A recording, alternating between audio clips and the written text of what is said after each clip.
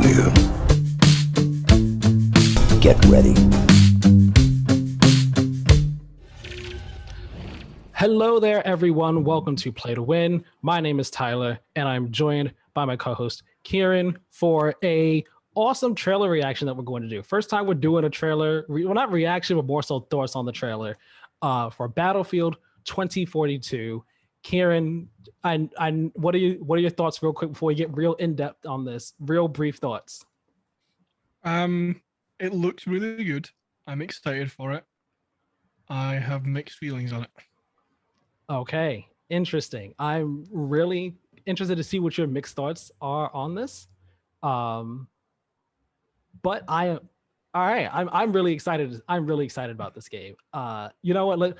Without even like delaying any longer, we're just gonna get right on into this. We're gonna like skip any housekeeping stuff. We'll do that stuff at the very, very end of this. Yeah. Battlefield 2042 was officially announced today after many, many leaks and rumors and all. We finally got official confirmation of the game. It is set in the near future. It is coming to PS4, PS5, Xbox One, Xbox Series X and S, and PC on October 22nd, 2021 of this year. The trailer dropped this morning, and it's a crazy trailer. Keiran, let's put that on right now real quickly. This trailer, it is insane. It shows, a whole lot of massive battles, majorly improved destruction.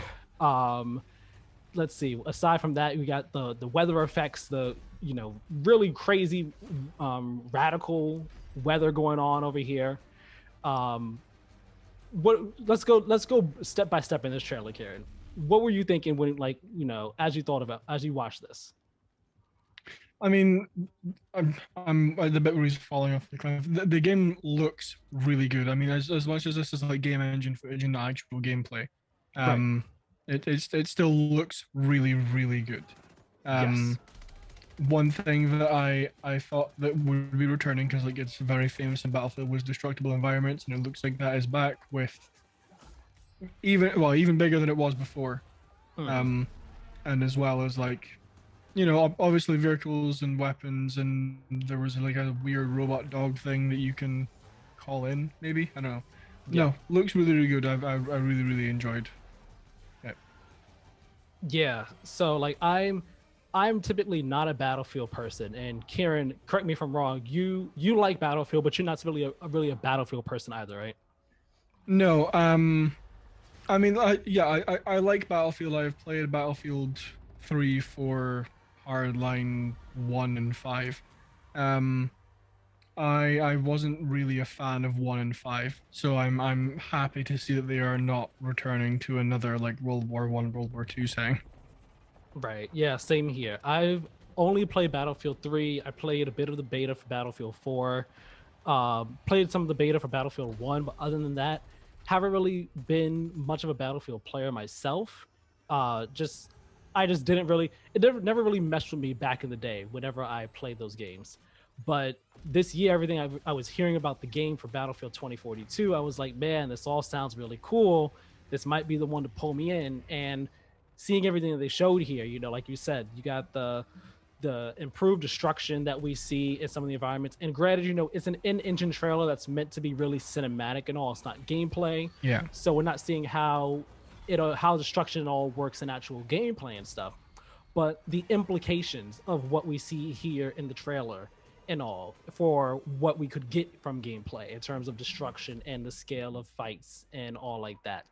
It all checks the right boxes in terms of what Battlefield is, in terms of what I want from Battlefield and what kind of I want from, I guess, a game right now. I want like a game with like large scale, super destructible environments and massive warfare, all out warfare, that type of thing. And we'll say Battlefield is really just like going back to what it's known for, which is all out warfare, big scale battles and all like that. And yeah, I'm loving it. And the part that I'm on the trailer right now, I think we might be about the same part, is when the dude jumps out the jet and uses the rocket. Like when I watched the trailer, I would like throughout the whole trailer, I'm getting goosebumps because of the song choice that's playing in the background too. Like it's so this is a well done trailer. Yeah. But that part right there, I was like, oh man, they're like not taking this too seriously. They are like ticking all the boxes of, yeah, this is what we know Battlefield multiplayer is, and like that iconic video from the Battlefield 3 game. They're like, we're gonna recreate that in the trailer, and I put a giant smile on my face when I saw that. Especially, I don't know if you saw the guy who made that original clip.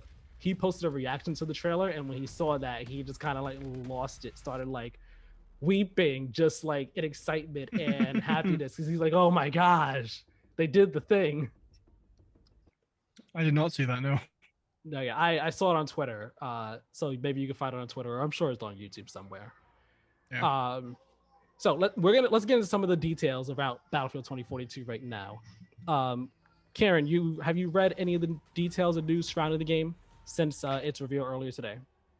I have not. I have watched the trailer. Okay, so let's go down the game's website. Let's do the game overview here. So game overview says here, Battlefield 2042 marks the return to the iconic all-out warfare of the franchise. Adapt and overcome dynamically changing battlegrounds with the help of your squad and a cutting-edge arsenal. With support for 128 players, prepare for unprecedented scale on vast environments, take on massive experiences from updated multiplayer modes like Conquest and Breakthrough to the all-new Hazard Zone. So, this all sounds good. This is kind of what I think Battlefield needs to do, which is just, again, return to its roots of all-out warfare. Yeah. Now, important thing to note here, it is 128 players with large-scale maps, but that is only on PC and PS5 and Xbox Series X and S. That is not the case on PS4 and Xbox One. On the last-gen consoles, it is... They don't say anything about like the massive scale maps, so I assume this maps might be like smaller scale a bit, like cut down in size some. But last gen consoles only support 64 players, not 128. What do you think about that? I think it makes perfect sense given what it is they're going for here. I don't think there's anything wrong with it. No. At all. No, I mean, it makes sense. I mean, to have 128 players on a huge map will require, somewhat a larger scale of power than you will get on last-gen consoles. So it makes perfect sense that that it will be exclusive to Series X and S, PS5, and PC. Also worth knowing that to buy it on next-gen consoles and PC, you will be paying a £10 premium, as opposed to last-gen consoles. Yes, I was going to get to that. So on next-gen consoles, and I believe PC as well, I'm assuming PC. I have not seen this confirmed, but I'm assuming the case on PC as well. Next-gen and possibly PC, it is $70 or £70 to get the next-gen version of Battlefield 2042. On PS4, Xbox One, it will stay at $60. And this has gotten a lot of people. This has been a point of controversy for a set of the community of the Battlefield fans.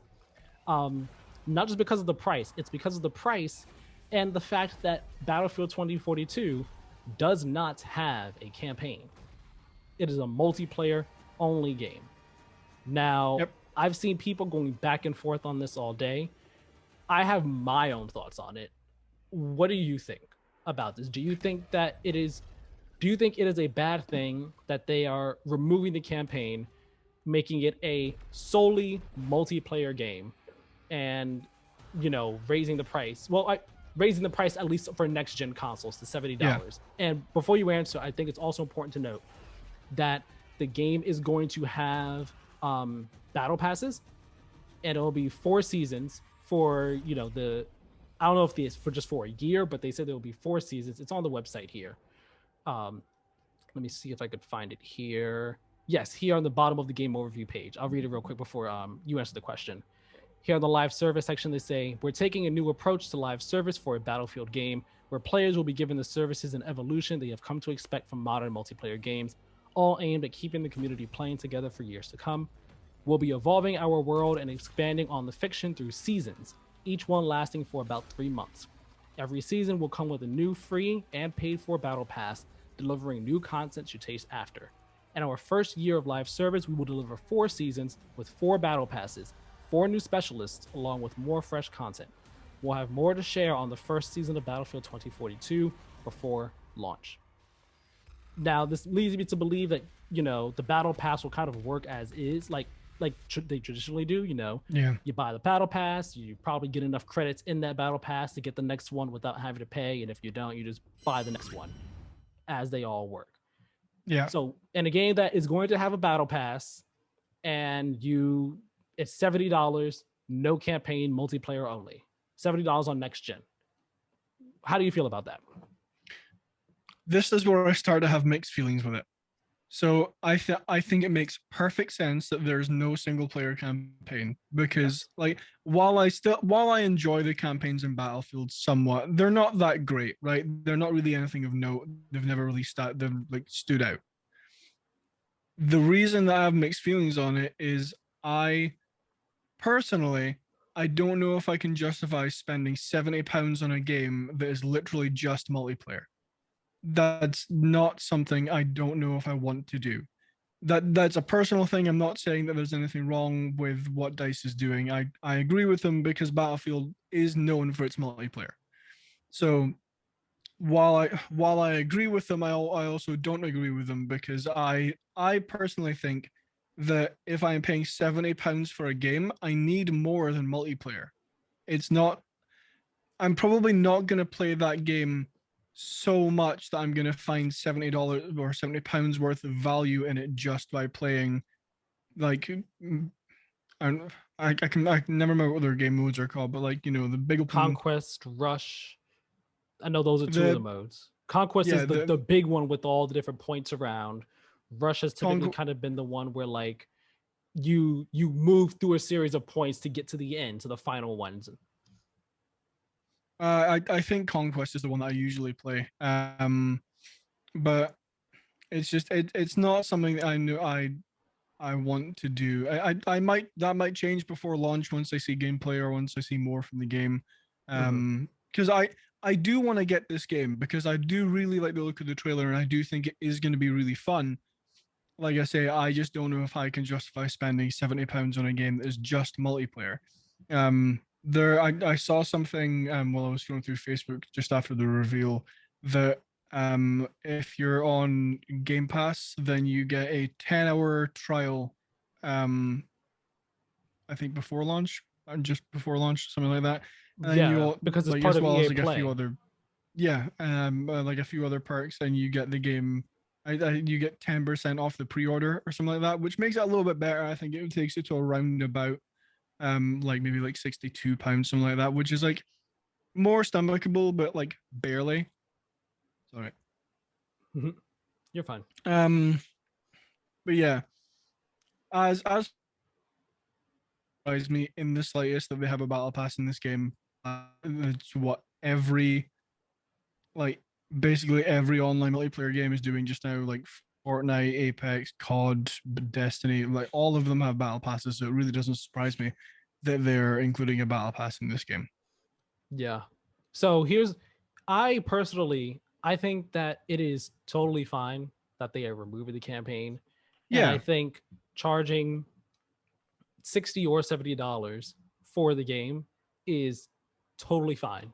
I think it's justified. Now, I understand people might call me a corporate shill for saying that. How dare you? How dare you say that they could remove stuff and charge $70 for the game? Here's the thing. $70 is eventually going to be the new norm. It's not the norm now. It's going to be the norm at some point in time. There will be a lot more $70 games across the board. So I've already made my peace with that, and I understand it. I'm totally fine with games being $70, if that's what needs to happen for for studios to keep running and so on and so forth. I'm not going to go down that rabbit hole. Removing the campaign, I think, is totally fine. In fact, I'm happy that they removed the campaign because I played the Battlefield 3 campaign. It was fine. Battlefield's campaigns, although, like, if I'm correct, Battlefield 1 and Battlefield 5, like, they got kind of some praise for those campaigns because they were a bit different from the norm. It was like you more like Yeah. vignettes in terms of like how the stories were told and everything like that. Yeah. But overall, Battlefield's campaigns have never been anything to write home about at all. They've been serviceable at best. And when it comes to Battlefield, you don't play Battlefield for the campaign. You play Battlefield for the multiplayer. And I would not be surprised if a large majority of people who are saying this about the campaign only play the multiplayer and don't touch the campaign at all. So I think it's totally fine they removed it because as we've kind of talked about this on the podcast, but where Battlefield is right now, it's kind of in the same place as Halo to an extent, meaning that it's in a space where it needs to really step up and get back to what it's good at to show people, hey, this is why, you need to play our game. We are one of the best in our genre. We are one of the best in the industry. And, we're here, to show our stuff off. Going back, focusing solely on multiplayer, what Battlefield is known for, these large-scale battles, all-out warfare, destruction, levolution, bringing weather in more recent games, focusing on going all in on that and focusing entirely on that will allow them to make the game the absolute best that it possibly can be. Pause for a second. I'm going to close my window because there's an ice cream truck going by. I'll cut this part out real quick.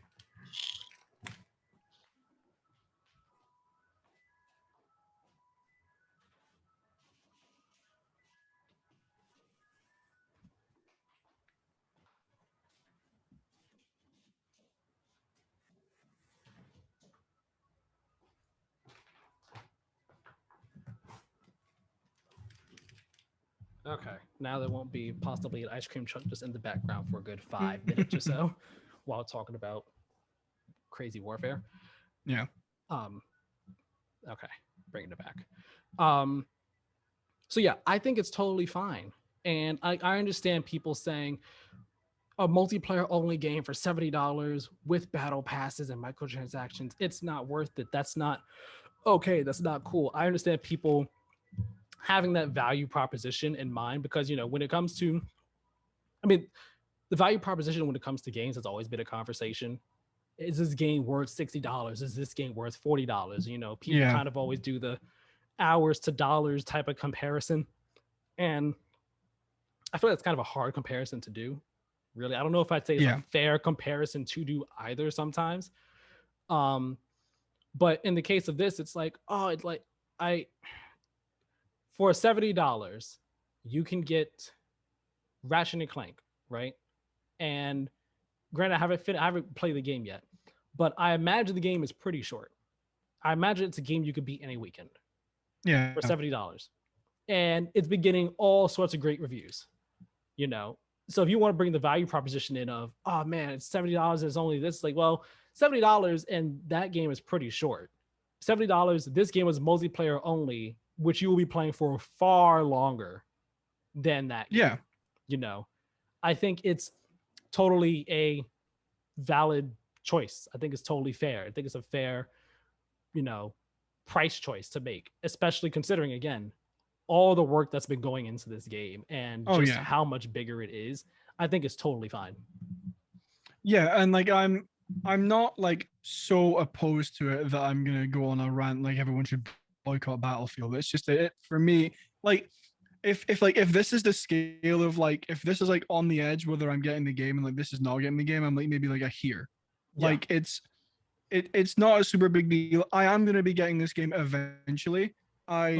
I might just get it like a little bit after launch where I can get it a little bit cheaper. That being said, once I see gameplay, like I could go from like a here to a here and be like, yes, I'm 100% getting this game. I need this game day one. So like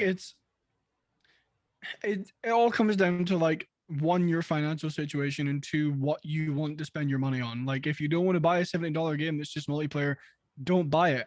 I just don't think it's at a point where it's like, no, everyone should boycott EA because this is clearly just a money grab. Like it's not. A lot of hard work went into this game. It is going to be Yeah. very fun. It is going to keep you playing for a very long time. It's Yeah. just at the situation I'm at just now. I'm just like, you know, I want to play it day one.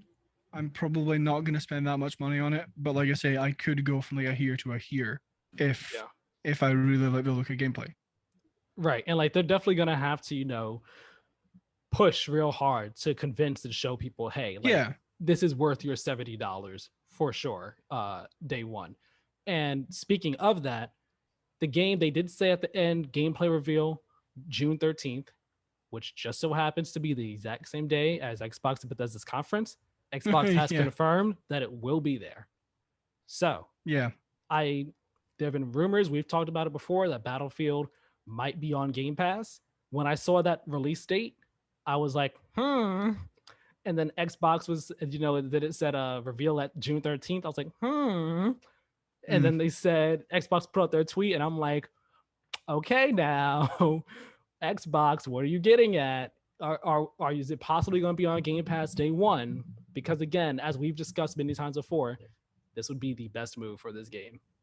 And yeah, now, especially that we know it's multiplayer only and $70, this would 100% be the best move for the game, having it in Game Pass day one. And even if not day one, like sometime after, like shortly after or something. yeah. But Game Pass would definitely be the best bet. I do want to grab a quote from this Eurogamer article here by Martin Robinson. He did an interview with the design director of the game, Daniel Berlin, and they were talking about the game not having a campaign, and also no battle royale mode is going to be in Battlefield 2042 either. So here he says, "quote I think that's just something that enables us to really lean into what we are best at. If you look at the DNA of the studio, what we've been doing for so long, we just said, you know what? We're not going to have a traditional single player campaign this time around, but we're going to put all the emphasis and all those resources into building depth into the multiplayer because that is what we do best." End quote. And I mean, I 100% agree. Again, like Yeah. we said, the the game, they need to focus on what the series is best at, and the series is best at its multiplayer. That is where all the focus should 100% be on this game right now. Yeah, no, like I I'm gonna end up repeating myself if I say anything more about what we're talking about. But yeah, no, I agree. Like Battlefield, known for its multiplayer was always very good. So it makes perfect sense that they are leaning 100% into that and not portioning off part of their team to focus on a single player mode that might not do so good. Right. Now, although the game is not going to have a campaign, there are still going to be story elements in the multiplayer. I guess kind of sort of Yeah. how you see in Overwatch to an extent. Uh, so for Battlefield 2042, the game takes place in kind of like the world's in on the brink of, I guess you could say, an ecological like apocalypse, like end of the Mhm. world scenario when it's set. Like there major storms and major weather anomalies are happening. They've like caused the world to be put in a state of flux. They're like refugees, trying to go to the main superpowers in the world for refuge. Uh, and as the game's description says here on EA's website, it says, uh, in 2042, extreme weather events and resource conflicts have shifted the balance of global power. The United States and Russia stand at the brink of war, while a mix of non-patrioted combat veterans form independent groups known as task forces, fight to define the future in this never before seen theater of war. And that's the backstory, that's the background, the world building that's there for, that's for the reasoning as to why there's tornadoes going on and cities kind of Yeah. covered in sand and all like that. uh so again, speaking to having story in the game and in the world and all, going back to the Eurogamer article, the interview here, Berlin, what's his first name, Daniel Berlin, he says, quote, 2042 is not a game without a narrative. You still have a narrative driven world. That's something that you will see through the eyes of the specialists that we're introducing. As we go through the live service and the seasons, we'll introduce new specialists, and you'll see how the world evolves through the eyes of the specialists that we have. End quote. I think, again, in a game where you're focusing solely on multiplayer, but you have a story that's kind of in the background, you know, this is a good way to do it. Just like kind of Overwatch Yeah. does to an extent. Like Overwatch doesn't really lean heavily in on its story for, in the world building through its levels, but there are elements there, and then in their like Yeah. supplementary lore, I guess you could say. Yeah, exactly. And I think this is probably the perfect way for Battlefield to still have a story while also still focusing 100% on what they're good at. Right, right. Now, when it comes again, like we said before, there's no battle royale in this game.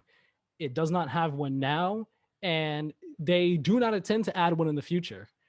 I'll read their reasoning why here first before I toss to you, Keiran, to get your opinion on that. Yeah. Because a bit by the fact that there's not going to be a battle royale at all. So, reading here in the article, says Battlefield 2042 will also not feature battle royale mode, following the series abortive experiments with the pervasive battle royale with Battlefield 5's Firestorm, a mode that showed promise but lacked the ongoing support necessary to make it a success. Uh, quote, battle royale is definitely something that is exceptionally popular right now, said Berlin. We don't have any battle royale plan at this point, but we do have other experiences within the game that we can't talk about, which we are super excited for, end quote.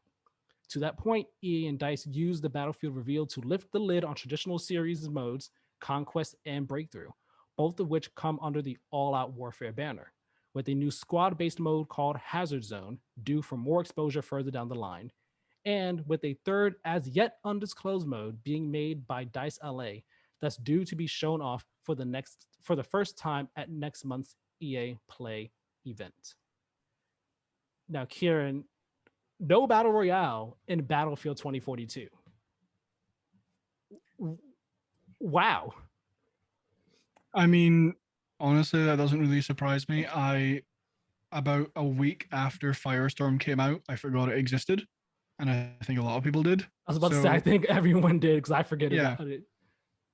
Yeah. And also, I mean, with how in depth they are going on multiplayer, I don't think they would want to distract from that by also having to support a battle royale mode alongside that. So, while I think a battle royale mode in this world might have been cool, it's not something that I'm gonna miss that it's not there. Yeah, I don't think I'm going to miss it either. I mean, granted, I never played Firestorm. Yeah, neither did I. I don't think it's something that players from Battlefield 5 are going to miss in Battlefield 2042. No. But I think I look at it as I guess maybe a missed opportunity. I guess I don't like because I guess it depends on where their priorities are. Clearly, their priorities are on their core main multiplayer. Yeah. I guess I would have thought in a world where Fortnite and Apex Legends, are taking the battle royale world by storm. You have Call of Duty. They had Blackout and Black Ops 4, but then Modern Warfare came and then introduced Warzone as a supplementary piece to whatever the premium Call of Duty game is. Yeah. I guess I would have figured or expected that there would be a battle royale for this one. Maybe if not at launch, a couple months down the line. Like right now, Halo is saying that they're not going to have a battle royale at launch, and I wouldn't expect that either. I would expect it to become sometime down the line. Again, Halo and Battlefield in the same places. Focus on what's good for you, or what is best for the game at launch, so it could be great at launch.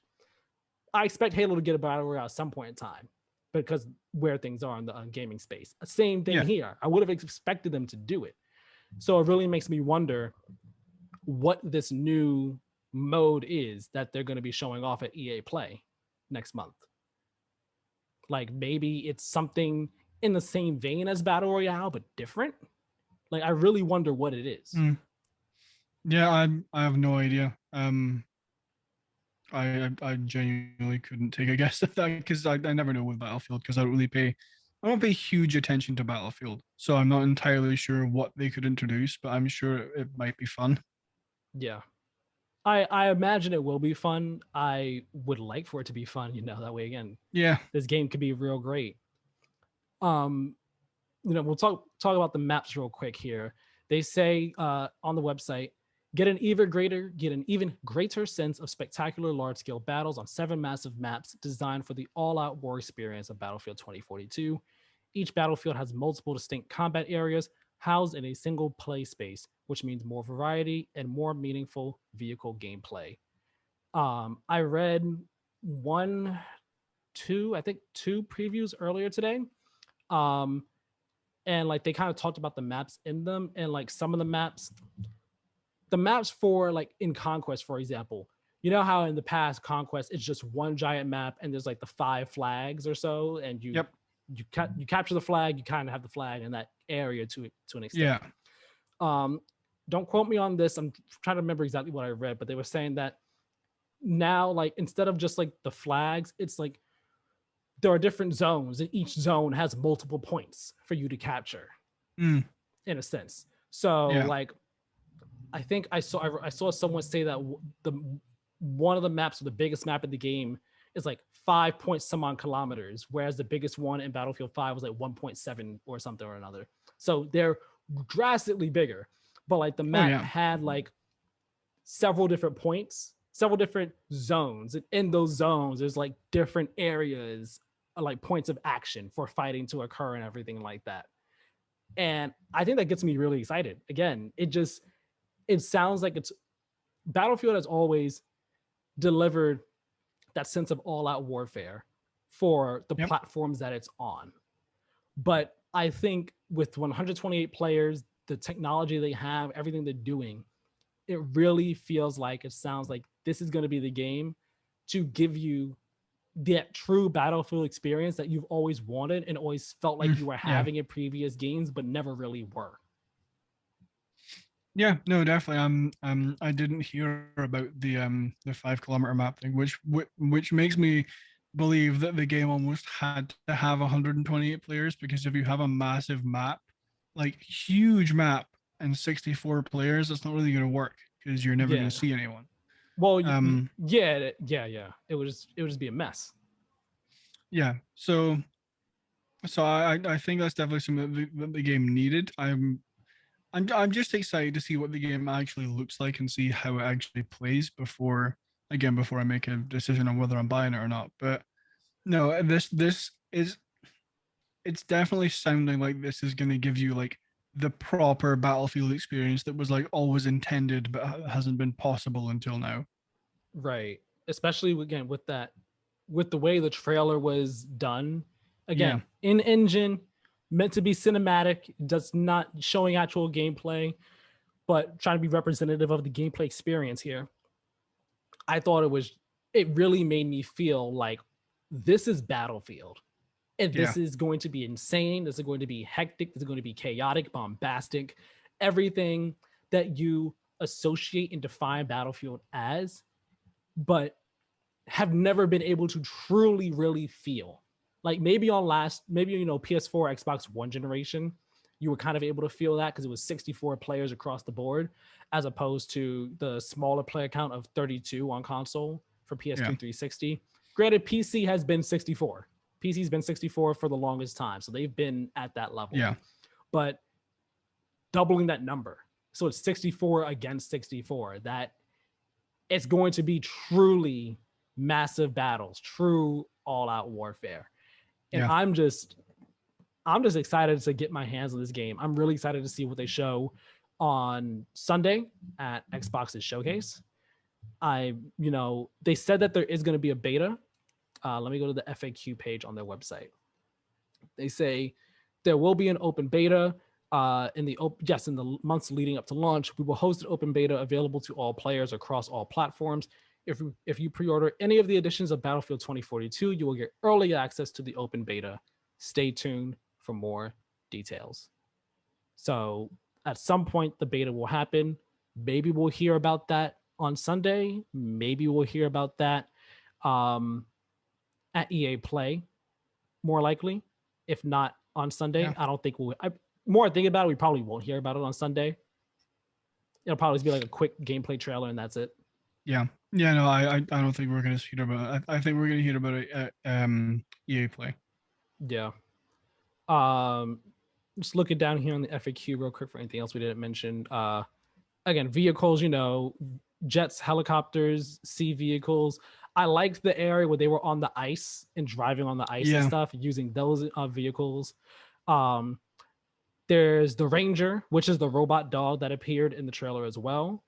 You can use a Surette pistol to revive squad members from afar, employ a grappling hook to reach new places, use a wingsuit, which I am excited about using a Yeah. wingsuit. I saw on Twitter somewhere, I don't know if it was the Battlefield page themselves, but they said that if you're using the wingsuit and you fly towards a tornado, you can use like the tornado's velocity to fling yourself past it Hmm. farther and faster. I was just like, yes, yes. It just looks so cool. And then there are the specialists, which is new for the game. It says here the new specialist system lets you choose your role on the battlefield and form hand tailored squads based on Battlefield's 4 classes. Specialists have one unique specialty and trait, but the rest of the loadout is fully customizable. Choosing and equipping your specialist allows you to build synergies within your squad and empower yourself to take on any battle situation. There will initially be 10 specialists available in Battlefield 2042.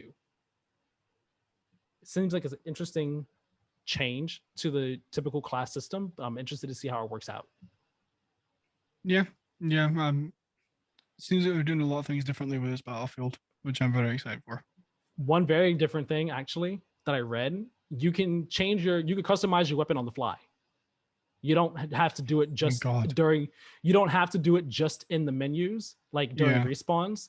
I read like you could be heading towards going from an open area to a more like enclosed space, and then you could change your weapon loadout or layout as you're like on the fly as you're moving. Yeah. Which again, that's an awesome change. It like you Mhm. said, it seems like they're really making changes and doing everything they can to make this just the Battlefield, to bring Battlefield back to its former glory. Yeah. And I'm all for it. Keiran, any final thoughts on Battlefield 2042 before we wrap this on up? I do have one, which the game didn't make a very good first impression because I because we are busy with E3 this week. I've been, I'm in Scotland. E3 is in Los Angeles, so I've been staying up pretty late trying to see if there's anything to do and like people to chat to or whatever. So I was really tired when this reveal was starting to happen, but I'm like, no, I'm gonna stay up. I'm gonna watch it because I want to see what it is. And I was like, but like once this is done, I'm gonna go and take a nap because I have a thing which I can't talk about at 7:30. So um I tuned in maybe 20 minutes beforehand at 2:40 my time because the reveal was at 3. And was just sitting there quite happily watching the countdown timer tick down. And then when it hit 0, the video just ended. Oh, And I'm like, yeah. I heard about this. okay.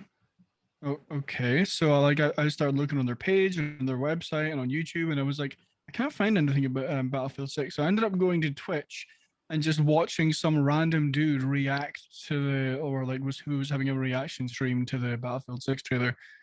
I am really annoyed that it was an hour countdown timer that led to another hour countdown timer. Because I was like, what is the point? You said the reveal was at 3 and not 4. Like, Yep. And at that point, I was like, I need to get some sleep before I have before you have other stuff to do. Yeah. So like, I'm just gonna watch this later. I'm not gonna watch it live. I can't. I need to go get some sleep. I was so annoyed that it was like, oh, you waited an hour? Oh, here's another hour to wait. And I'm like, but you said the reveal was at 3. It's 3 reveal. Yeah, I saw a lot of people talking about that on Twitter. I see. I thought actually the reveal was at 12, but then 10 o'clock came and then people were like, "Oh, it's the reveal time." I was like, "Wait, what? Oh, it is?" And then people were like, "Oh, it's a countdown. It's a 1 hour countdown now to the actual reveal." I was like, "So it's at 11? Okay, there we go." But why are you doing that? And a lot of people were annoyed and frustrated. And Ubisoft did the exact same thing last week with the Far Cry thing. They had like a countdown. They said the reveal was at 1 time, and they had a countdown. And then once you got to the end of that countdown, it was like another 45 minutes or so. It was like another, or like half an hour. It was like another countdown that you had to go through for Yep. all of what, 15 minutes of actual stuff. Yeah. It's like, you respect the time. If you say this time, have the thing start at that time. Don't get Exactly. to that time and then say, got you all, gotta wait another hour now. Because then, people might have things they need to do, or, like people make schedules around these things. And then Yeah. now you're messing with people's schedules. Yeah. Like I'm quite busy just now. So I don't really have time to sit around for 2 hours waiting to watch a trailer. Yeah. I'm sorry that happened. I'm sorry that Was kind of like soured your first impression of the game too. Yeah, and like again, not to the point where like I'm super annoyed at it. It was just Yeah. really annoying at the time. Yeah. No, I totally get it. 100% understand. Um, so any other final thoughts on Battlefield 2042? I don't think so. I think we kind of talked about everything.